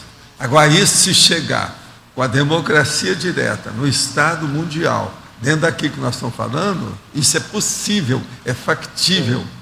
Agora, o problema é começar a falar desde já e trabalhar com isso desde já. O próprio Bob já tinha falado alguma coisa nesse sentido. Se começar em pequenos locais, são as ilhas, os oásis da democracia direta, isso pode dar repercussão para fazer uma coisa maior. Tá, mas mesmo esse poder externo, vamos dizer assim, democrático, limpo, ele não substitui a consciência, que é a raiz do poder interno, real, né? Porque na sociedade, o que eu estou querendo dizer é que na sociedade é colocado isso, como nos Estados Unidos. Não, eu sei, mas ele mesmo, o Bob é que estuda mais esses processos todos. Não interessa o que é, tudo isso é factível, quando as pessoas querem. Agora, o que falta mais na Terra é a vontade política cosmoética que não tem. Tá, mas ainda assim como coadjutora da expressão da consciência, né? Ou da interna, né? Sei. Não como interessa. primária. Aqui não interessa se é interna, se é externo, o que é. Estou dizendo, na prática, as coisas não funcionam porque o povo não tem vontade política. Eles têm muita vontade de fazer outras coisas. Sim, Valdo. Estou dizendo, já passando desse nível, né? Tem muita gente que até tem supostamente honestidade. Enquanto tiverem levantando o processo da economia e colocando lá nos píncaros, Não, eu também não concordo. não vai ter Estado mundial e nada daqui vai melhorar muito. Eu não concordo. Enquanto a economia estiver mandando isso, não dá. E é só dinheiro. Sim, só... Por isso que eu falo, e o dia que isso acontecer, o que é que vão fazer com os judeus? Se acabar o dinheiro, acabou com todo o processo judaico. Que a mentalidade mercantil dos judeus é um fato, todo mundo sabe disso. Eles são doutores no assunto. Eles são muito bons nisso. E outra coisa, a base do processo todo é isso. Estados Unidos, por exemplo, é comandado pelos judeus. Por quê? É a direita mercantil. É a mentalidade mercantil. Nós não podemos fugir disso, é o fato de sair. Não, eu sei. O que eu estou falando não é isso. Estou dizendo que passando desse nível, tem gente que tem até uma certa ética, possivelmente até cosmoética, e mexe com o processo político, mas com transformação de fora para dentro, com orientação externa para dentro. Mas então, caminha por não é o nosso caso. Veja o que é a democracia direta, que já é alguma coisa. Se nós começarmos a entender isso e falar, já vai ajudar. Tá, mas o processo da conscienciologia, de dentro para fora, ele é mais avançado que esse ainda. Ele precisa da democracia plena como sistema. Mas eu não acho que deva entrar nessas coisas, vamos dizer, bato-pensênica de repetição das mesmas coisas. Nós temos que falar que essas coisas existem e é o caminho que nós podemos seguir por aí. Sim, tem que ser prático. Eu acho, por exemplo, olha, isso que eu chamo de politicologia, que a gente pode colocar aí a sociologia dentro, a antropologia dentro disso, é um processo seríssimo. Para mim, é a maior ciência do ponto de vista coletivo. É a politicologia. De todas as ciências, é a maior para mim, do ponto de vista coletivo. E de todas as ciências, a maior para mim é a conscienciologia. Então, por quê? Porque ela mexe com o indivíduo em si. Se a gente mexer com um, ele pode ser o efeito halo para mexer com os outros. A política deriva disso. Em primeiro lugar, a conscienciologia. Em segundo, vem a politicologia, que é o processo coletivo, grande. Então, a politicologia é a base de tudo. É a grande ciência do povão. Por exemplo, se você for olhar, todas as ciências que tem por aí, convencionais, para mim, a maior é a política. A politicologia. Agora, o povo ainda não chegou nisso. Então eles falam que é a física, que é a mãe de todas, que não sei o que, é uma besteirada enorme, não é nada disso. É a politicologia porque ela mexe com as pessoas. Agora, a conscienciologia é mais séria porque mexe com as pessoas, individual, coletiva, estudando a estrutura disso. Já não é só o convívio da política. Agora, então, do ponto de vista geral, a minha opinião é essa. Do ponto de vista geral, para todas as pessoas, do ponto de vista coletivo, a maior ciência que tem é a politicologia. Aí envolve a sociologia, a antropologia, tudo isso que tem a conviviologia que eu falo e tal. Agora, do ponto de a paradireitologia, está tudo aí dentro. Agora, do ponto de vista nosso, propriamente dito, a grande ciência de toda, para mim, é a conscienciologia que nós propomos, que é a ciência das ciências. Por quê? É o estudo inteiro do indivíduo, do cidadão que forma a coletividade. Então, ele é muito importante, porque ele é que dá o exemplo para os outros.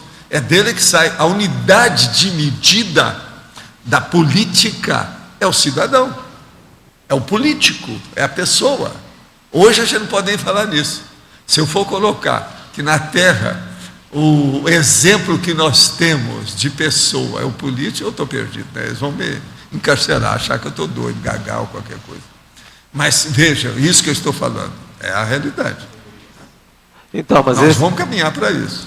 Evaldo, esse cotejo que eu estava querendo chegar mesmo, porque mesmo a gente admitindo toda a importância da politicologia, você colocou até outro dia que possivelmente, aí até o Serenão podia estar falhando nisso, um dia você colocou alguma coisa assim, mas ainda assim tem que se colocar na ordem certa, né? Da relevância de uma em relação à outra, né? É sutil, mas eu acho importante. O processo todo é ver o resultado dentro do que nós estamos fazendo. Professor? Aqui em cima.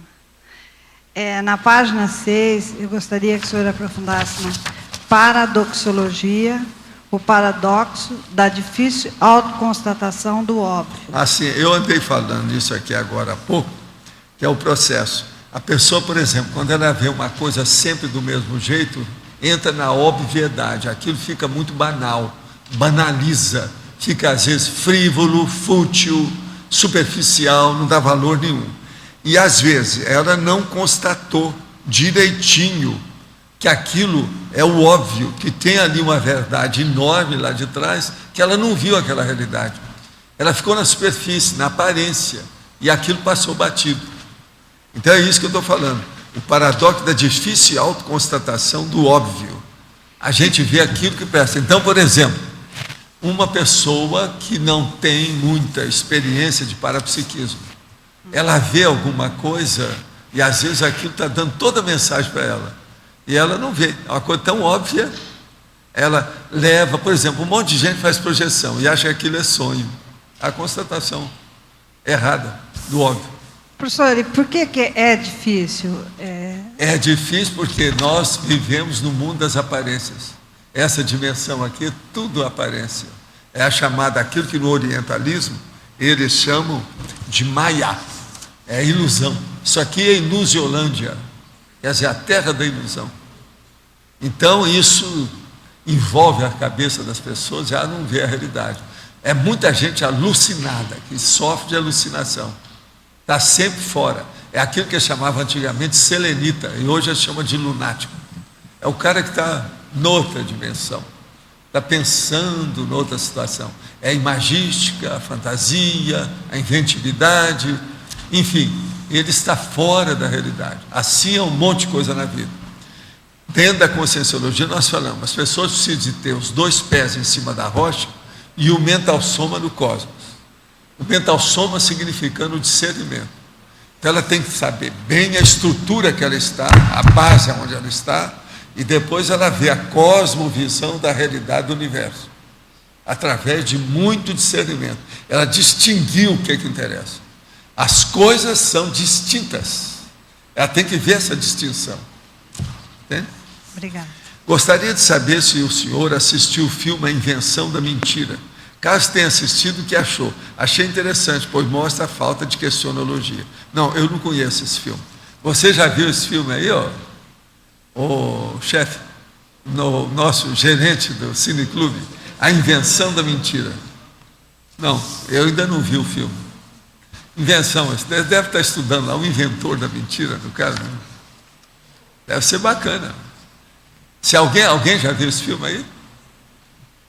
Deve ser coisa nova. Ninguém viu? Aqui tem um monte de gente que é cinéfilo, que vai no cineclube, eles veem muito filme. Se não viram o filme, deve ser porque às vezes é novo.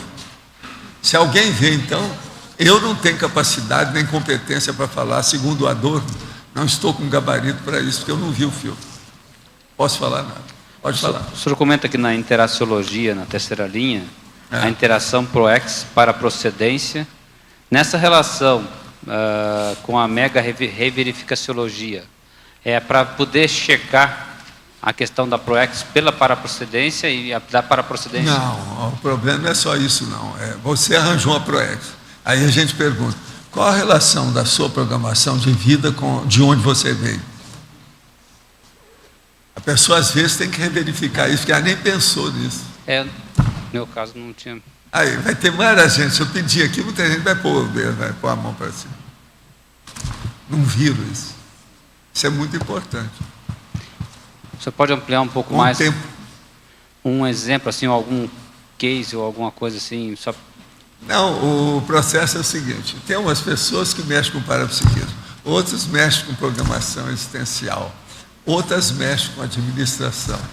Isso tudo é paraprocedência. A colônia ou é alguma coisa específica dentro da colônia extrafísica? Ele já está usando a palavra colônia que ele viu o nosso lar. Né? É a comunidade. A comunidade. É a mesma coisa. É colônia. Lá é luzes. Tudo. Tá bom.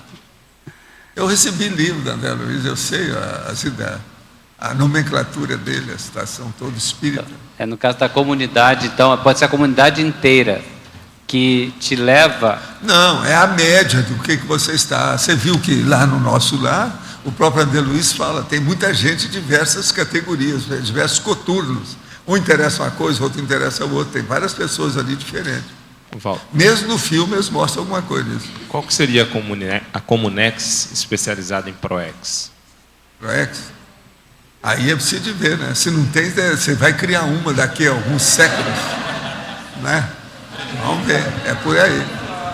Mas olha, praticamente todas as grandes Comunex avançadas têm um departamento ou qualquer coisa nesse sentido. Por quê? Todo mundo está preparando para ressomar, tem que pensar na programação existencial. Agora, ficar só com isso, eu não lembro de nenhuma assim específica, porque não precisa, né? Tem que envolver tanta coisa, o negócio é muito complicado. Agora, nós aqui precisamos desse ministério, você é o ministro da programação. Né? Agora, lá no livro eles mostram, né, que era departamento, eles passaram para o ministério, só para dar ênfase para o negócio. Besteira, né? Aquilo tudo é fantasia da história. Então, hoje a gente poderia dizer que é mais um departamento na Comunex, porque... Se a gente Você arranja o nome que você queira, você é da administração. É uma caixa. Não, a caixa. Uma caixinha. Eu sou da caixa, sabe? Da funcionalidade, é o funcionograma. Nesse setor... Fisiograma. Nesse setor, tem a atuação direta do evoluciólogo em cada uma dessas Comunex? Tem, né? Tem. Evoluciólogo não tem jeito de você escapar, né? Ele ficou... É uma condição evolutiva muito séria. O que é engraçado é que André Luiz usou muito a palavra orientador. Lá no fundo é o processo do evoluciólogo. Só que tem que ele lá não especificou nada disso, que ele não teve tempo de ver, né? Mas o processo é evoluciólogo. E eles também não falam em serenão. Não tem ideia. Então a grande dica aí é você poder compor essa visão do passado com o processo atual da ProEx, né? Você pega essa paraprocedência para ajudar na ProEx. Mas, aqui, ó, se você tem uma paraprocedência, é porque tem uma raiz. Você não pode fugir da sua raiz. Em tudo nós temos raiz. Raiz étnica, raiz de educação, raiz da mesologia, raiz do grupo evolutivo. Esse aqui é o pior aqui, ó. Nessa eu peguei vocês. Nós todos estamos dentro da raiz do grupo evolutivo, grupo kármico. É a raiz básica. Professor. Nosso trabalho. Né? Professor, aqui. Sim. Na tertúlia de ontem, falou de uma Comunex e da relação dessa Comunex pré-ressomática com Eurípides. Podia desenvolver esse tema? Como é que é? Poderia o quê? A tertúlia de ontem... Não, eu sei. O que é que você quer que faça? Desenvolver. Desenvolver deixa eu explicar. a relação de Eurípides Barçanufo é um cara que nasceu e morreu lá em Sacramento. Sacramento é perto da área do Triângulo Mineiro, lá em Minas Gerais. Agora, ele nasceu em 1880 e faleceu 38 anos depois, durante a gripe espanhola, em 1918, no fim da Primeira Guerra Mundial. Agora, o que se passa? Ele era um cara que tinha muito processo parapsíquico, fez um colégio em Sacramento, a cidade era muito pequena, até hoje ainda é pequena, e levou as coisas tudo pelo lado espírita da situação. Ele tinha muita capacidade dos processos para escrever, uma cabeça, um grande professor. Agora, o que se passa? Esse aí é meu amigo de muito tempo, desde a época que nós estávamos no Egito. Quando houve um negócio com o meu irmão, que precisava de melhorar a situação, foi ele que veio extrafisicamente e ajudou a fazer e tirar os processos do meu irmão que estava para morrer. E ele melhorou e viveu muitos anos depois. Agora, aí então, nessa vida, eu tive contato com o Eurípides Barçanufo, é a primeira vez. Isso foi em 1941. Agora, depois disso, então, eu fui acompanhando certas coisas com ele, acompanhando o que tinha, recebi muita mensagem dele. Às vezes eu recebi mensagem do Eurípides Barçanufo, até psicofônica para os outros. Agora, então, com isso, a gente estabeleceu aquelas coisas para ver o que tinha. Quando a minha mãe dessomou, sabe, em 1967, eu então pedi a ele para dar um jeito de encaminhar minha mãe lá na comunidade que ele estava dirigindo na ocasião, que eu já conhecia. A cidade lá, o nome é mais ou menos Ascensão, quer dizer, o processo da pessoa, é o caminho ascensional, aquilo de caminhar, de evoluir, de progredir. Então ela foi. Essa cidade de Ascensão, eu tive lá mais de uma vez, e eu mesmo cheguei a escrever projeção que eu estive, que eu saí lá da Ascensão e vim direto para a Terra assim. E eu dei no município do Patrocínio, que é lá perto de Monte Carmelo, lá perto da área toda, que é que tem. Então, com isso, a minha mãe então foi para a Ascensão, trabalhar lá com ele, entende? Depois ela se desenvolveu maior, assim, mais sério. O Eurico Barçanufo saiu de lá, hoje ele não está lá mais, que eu sei, ele está fazendo outras coisas, eu não sei nem onde é que ele está atualmente, certo. E a minha mãe já ressomou, hoje é uma menina, lá na Finlândia. De modo geral, a situação é essa. Agora, lá a Ascensão é um centro desse tipo, nosso lar, desse tipo de transição com o povo, etc. Tal, tem uma opção de coisa. E lá o Eurípides é que estava dirigindo a situação. Isso é que eu sei. Agora, é lógico que a área lá de Ascensão irradia para Uberaba, Uberlândia, Sacramento, Araxá, Monte Carmelo, Araguari, Patrocínio, Patos de Minas. Pega gente até lá de Paracatu, Unaí, aqueles negócios todos que tem em Minas Gerais. De modo geral é isso. Entende? Obrigado. Quem é que está? É você? Faz favor. Pensando no nome do verbete, eu pensava um binômio construção-reconstrução, que também teria relação, né? Construção dos fatos, reconstrução dos fatos. A construciologia seria uma interdisciplina ligada... Mas não é a mesma coisa isso aqui. Reverificar é outra coisa. Né? Reconstruir é refazer o troço todo. Reverificar que é a coisa mais séria, porque isso mexe com o seu modo de pensar. Reconstruir é só do objeto. É outra coisa. Construir só o objeto? É reverificar. Pensa nisso. E não muda, não. Ela gosta sempre de arranjar outra saída para pôr no lugar, mas isso aí não dá, não. Não. Você pode se virar, porque isso aí não dá. Tentava relacionar. Valdo, Tentava verificar. Valdo, aqui, letra B, bola. Daria para você conseguiria fazer traçar um perfil assistencial de quem procede do Pombal? É difícil, porque lá tinha gente de diversos níveis, sabe? Uma coisa que você pode falar é o seguinte: o povo que chegava lá, que fazia assistência, não era o assistido, o que fazia assistido, todos eles vomitavam. Você não vê isso, o André Luiz falar isso em nosso lar.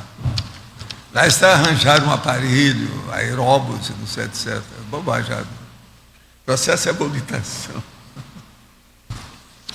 Agora, o livro, de qualquer maneira, é interessante. O filme também dá uma ideia. Avançou mais um pouquinho no esclarecimento, ajuda. Vamos em frente, né, para ver.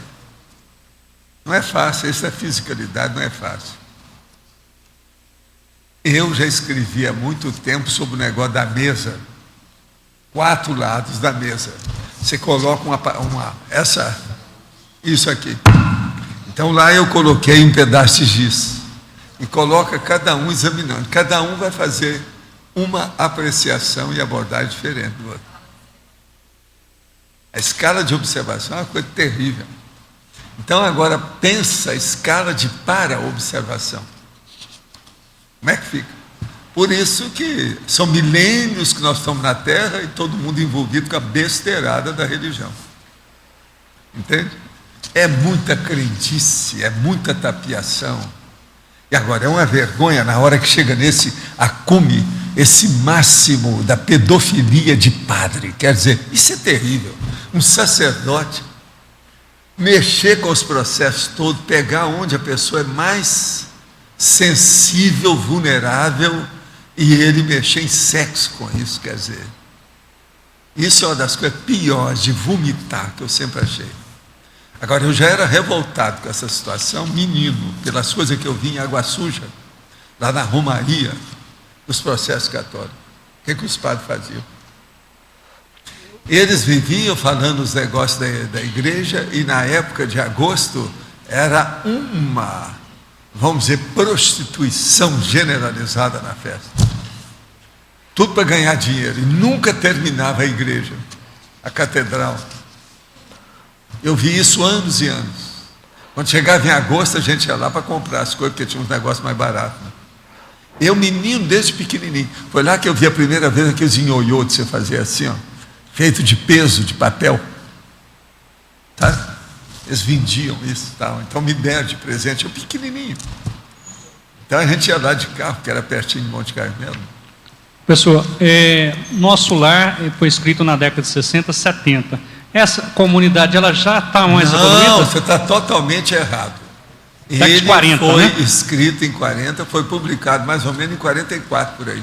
Pois é, essa comunidade já está um pouquinho mais avançada, só tem notícia disso aí? Não, isso ali, aquilo ali foi feito como pôde. O Chico... Não estou falando do filme em si. Escreveu o que pôde, mas não corresponde muito. Existe um monte de comunex daquele tipo. Você pode dizer que tem um daquele jeito. Você está entendendo? Mas não quer dizer nada, não. Agora, o que interessa lá, que é o que ele queria, era o processo da doutrinação espírita da situação. O negócio de receber os outros, tem coisa muito boa, tem várias lições boas ali. O negócio da época da guerra, aquelas coisas todas, que tudo é real. Que o livro foi recebido em plena Segunda Guerra. Foi em 1943, por aí, que ele foi recebido. Agora, lá fala, a hora que começou o processo da guerra, em 1939, agosto de 39. Está tudo certo. Agora, André Luiz escrevia o que ele pôde para ajudar, porque tinha uma porção de embaraço. Primeiro, a gente médium está transmitindo o negócio, para ver o que é que pensa dentro daquilo. E outra coisa, publicar aquilo e desenvolver o processo daquilo que está escrito. O espiritismo tem barreiras. Aquele negócio, tudo tem, entende? A bitola. Você tem que seguir dentro daquela raia, não pode sair. Em cima, embaixo, de lado, tudo quanto é lado. Tem que ser só aquilo. Então ele estava circunscrito ao processo, não podia passar. E como é que está o André Luiz hoje? André Luiz está trabalhando em outras coisas mais sérias por aí. Agora o povo, hoje, eu estou evitando de falar qualquer coisa espírita, porque as minhas observações não conjuminam com os espíritas, que eles inventam o moda. Eu falo de André Luiz quem foi, eles acham que foi outro. Eu falo que o que aconteceu com Emmanuel, eles falam outra coisa. Eu falo o que aconteceu com o Chico, eles estão dizendo outra coisa. Por aí vai, eu vou ficar calado. Cada um que se vire. Não tem nada a ver com isso. Eu já deixei o movimento espírita faz 45 anos. Não vou entrar nessa, deixa para lá. Entende? Cada um que tem a sua crença, porque o negócio deles é crença, né? Eu não, eu gosto da coisa daquilo que eu vi. Eu só falo daquilo que eu vi. Senão não adianta. Agora, eu falei, logo que eu deixei o movimento espírita, eu agora sou um bicho-papão, todo mundo vai ter medo de mim. Por quê? Eu estive no movimento espírita, até na liderança do movimento, ajudei a levar o movimento até para os Estados Unidos e para a Europa, coisa que não havia antes. Nós é que fizemos isso. E a iniciativa foi da gente, foi minha, em primeiro lugar. Estuda, você tem que engolir. Outra coisa, escrevi 26 livros, deixei lá, nunca recebi dinheiro de nada. Tinha um processo de atender os outros gratuito, todo mundo sabia disso. O que é que eles têm contra mim? No entanto, eles vieram os patrulheiros ideológicos, Allan Kardec, J. Cristo, Federação, tudo em cima de mim. Eu então escrevi uma carta aberta, aí calou a boca de todo mundo, eles não me deixaram em paz, porque eles queriam acabar comigo. Você está entendendo? A carta aberta calou a boca de todo mundo, uma vez só. Agora, eu consegui publicar em jornais, o negócio todo espírita ainda, a carta aberta, porque senão, como é que seria? Depois eu deixei tudo. Eu fiz o que eu pude. Ninguém pode reclamar de mim no espiritismo. 28 anos eu fiz assistência. Todo mundo sabe disso. Eu tenho prova de tudo isso. Não tem jeito. Você está entendendo? Então veja, um cara que deixou aquilo tudo e falou que aquilo ainda é primário, tem coisa melhor do que aquilo, eu mesmo estou fazendo um caminho melhor, que religião já era. Eu tentei mudar, não consegui. Você sabe que no fim da história, no fim de tudo, eu queria fazer exposição espírita permanente. Todo mundo ficou felicíssimo com aquilo. A hora que vira o alcance do que ia dar a exposição, que seria uma verdadeira universidade dentro do processo, todo mundo recuou. Aí todo mundo me deu contra. Eu, então, tirei o copo fora e caí fora logo imediato. Isso foi a última coisa, foi a gota d'água no copo, para eu deixar o movimento. Entende? Depois disso, eu falei o que ia acontecer com o Espiritismo, como é que seria. Faz 45 anos, eu falei assim, ó, o movimento do Brasil vai ser cada vez mais uma seita protestante nova. É protestante, quer dizer, evangélica. Você está entendendo? Do mesmo jeito, cristã. É o que eles gostam. E eu falei assim, isso ainda vai se transformar num Vaticaninho. A federação eles já chamaram de Vaticano. Os 5 livros de Allan Kardec eu chamava de Pentateuco Espírita, para você ter uma ideia. O Allan Kardec, antes de morrer, estava querendo fazer o Credo Espírita. Ele fez o livro da prece, Evangelho segundo o Espiritismo, tudo isso. Tudo de acordo. Então, veja, ele mesmo encaminhou para o povo virar uma seita. É o que aconteceu. A turma está seguindo o que ele mandou. Agora, livro de Allan Kardec, eles não melhoraram nada, porque é intocável. Virou um livro sagrado, igual a Bíblia, igual ao Corão, igual os livros dos judeus. Você está entendendo como é que é? Tudo. A Torá, você está entendendo? Tudo aquilo é intocável. Então, por exemplo, o livro de Allan Kardec está falando em miasma. E veja bem, Allan Kardec está falando em miasma porque ele não leu nada do co-patrício francês dele, aquele cara que tem aí até o busto dele lá embaixo. Você está entendendo? Que descobriu os germes, que falou na opção de coisa disso. Quem é o cara? Pasteur. Allan Kardec não pescou essa, ele não teve tempo de ver, ele teve muito pouco tempo para fazer as coisas dele. Ele não viu tudo. O livro dele fala em miasma.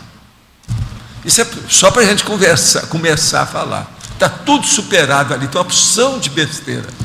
Mas ele esquece a besteira, só vê os problemas que Allan Kardec falou e vão em frente, para não mudar nada. E as federações batendo palma e segurando a situação. Então isso não tem jeito. Agora, eu falei, há 45 anos, tudo está acontecendo aí. Não mudou nada, só piorou. Os processos, por exemplo, da Umbanda, da Quimbanda, de Candomblé, têm crescido mais do que o próprio movimento espírita. Enquanto ficar com isso aí, é difícil. De modo que é um negócio para a gente começar a pensar e a estudar, tá certo? Os nossos comerciais, por favor. Obrigada. As pontuações da tertúlia de hoje foram 120 assinaturas no livro de presença, 31 perguntas presenciais, 25 perguntas respondidas online, 48 votos presenciais, 9 votos online. Antes dos recados, eu queria solicitar, por favor, não deixar pertences aqui dentro do tertuliário, óculos, bolsas, guarda-chuvas, celulares, pastas e outros. E também, por favor, nos ajudem, temos duas lixeiras aqui no tertuliário, uma dentro do auditório e outra fora, para jogar fora as garrafas, os copos e os papéis de balas que estão ficando todos dentro, embaixo dos assentos, e fica difícil para fazer a limpeza. Obrigada. Vamos ter hoje 3 recados: Loche, balanço existencial; Lilian, acoplamentário; e Flávio, heterocrítica de pré-livro conscienciológico. Pessoal, boa tarde. Nós gostaríamos de convidá-los para o curso Balanço Existencial, que ocorrerá no próximo março, entre os dias 5 a 8. Então, no período do Carnaval. A proposta do curso é ajudar a pessoa a fazer um levantamento sobre a sua própria vida em relação aos resultados que ela vem obtendo na PROEX.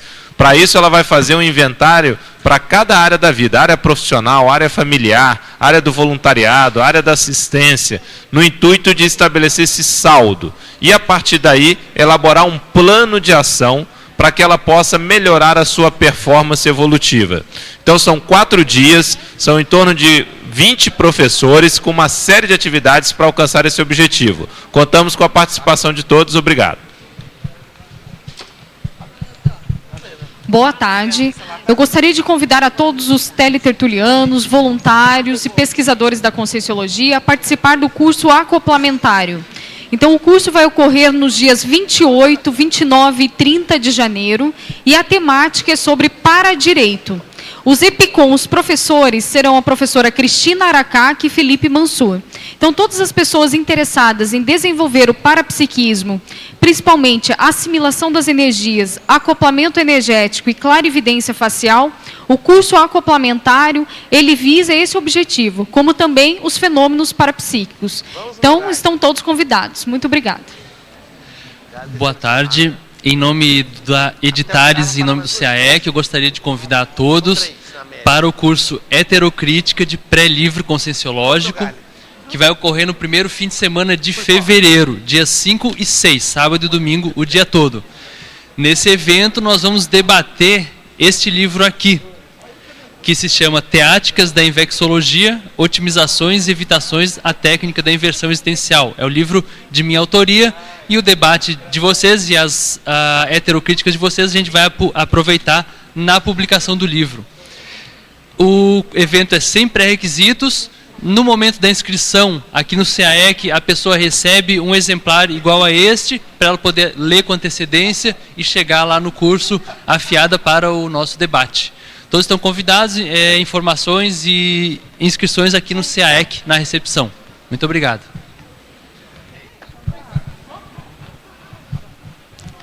O verbete eleito para amanhã